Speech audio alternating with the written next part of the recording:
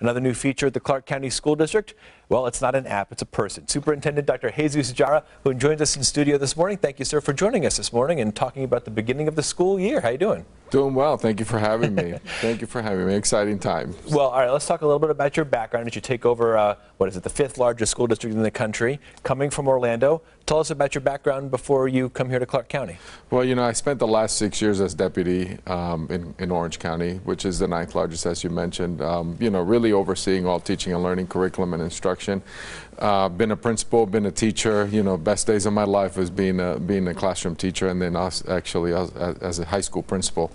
But it all started when my parents decided to move to Miami. I was 10 years old. I was, you know, a student that, you know, similar to the kids that we serve here in Clark County. Didn't speak English, but I still remember coming in the 4th grade and really trying to learn and adjust to this great country, and education. Really, you know, the support I had from teachers, principals, and some of my counselors has made me who I am today. You know, and my passion for urban schools is really serving kids like me. Mm-hmm. And you really go back to and look at all the little things that we take for granted here in America.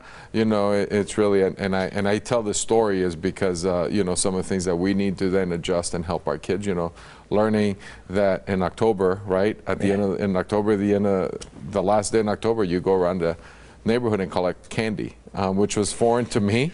But it's just a lot of these different things that you really have to take in as we're you know, helping and educate children. So, and you've mentioned, I think, since you came here, your motto of one team, one goal, trying to make CCSD #1 for kids.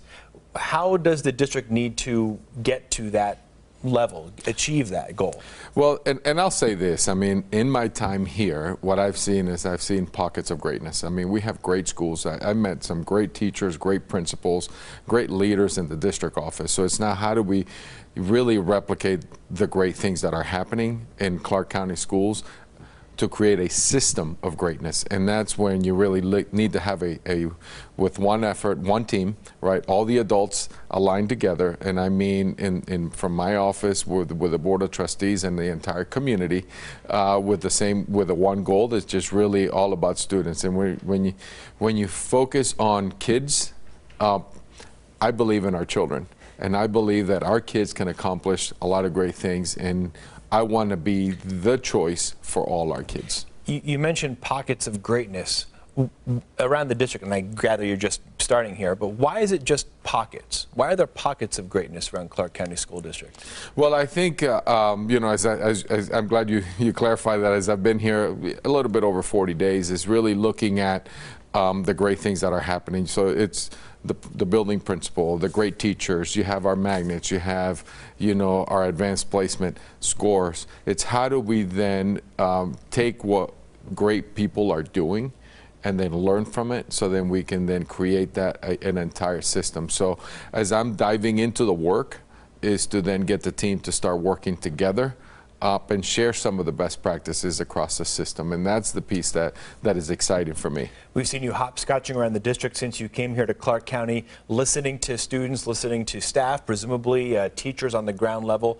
What are you hearing from them about issues that they see with the district, whether it's the pockets of greatness you're referring to or some of the things that need to be addressed? Well, you know, it's starting to drive some of where I'm going. You know, because it's from what I'm hearing. I'm hearing they want transparency, which is something that I'm key.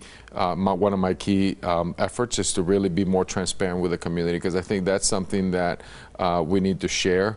You know, some of the other things, the support for schools, and that's when, you know, last Friday I kicked off for leadership, for my entire leadership team, principals and district staff, is really, we're there to support our entire schools, and I believe the heart of the school district is in the classroom and the building principals. So when you really change that narrative to have that support system for schools, I think that's going to be where we're going to be able to be the #1 district for kids. Well, good luck to you. Thank you. Thank you, sir, for joining us. Your first day of school already happened a month or so ago, but the first day of school for everybody else is Monday morning, and we look forward to seeing how it goes. Thank you again for joining us this morning. Thank you for having me. Yeah. Looking forward to it. All right, coming up next, we have one more check on the weather. We have some breaking news going on as well. A busy morning here on 8 News Now. We're back after this.